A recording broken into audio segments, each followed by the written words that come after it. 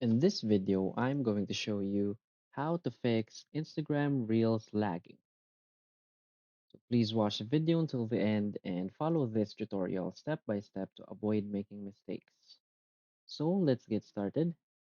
First is we want to open our Instagram application. So if in your Reels page your videos are lagging, what we can do is to go to our profile and go tap on the three lines in the upper right corner of the screen and select settings and privacy.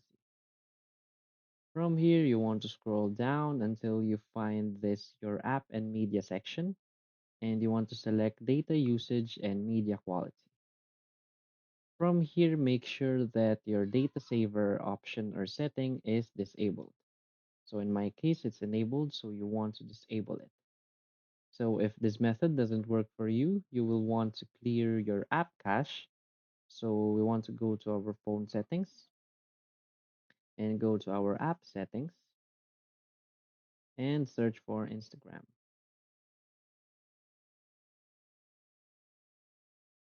And from here, you want to scroll down until you find the storage and you just want to tap on clear cache. So that's all. That's it. If you find this video helpful, please hit like and subscribe. Thanks.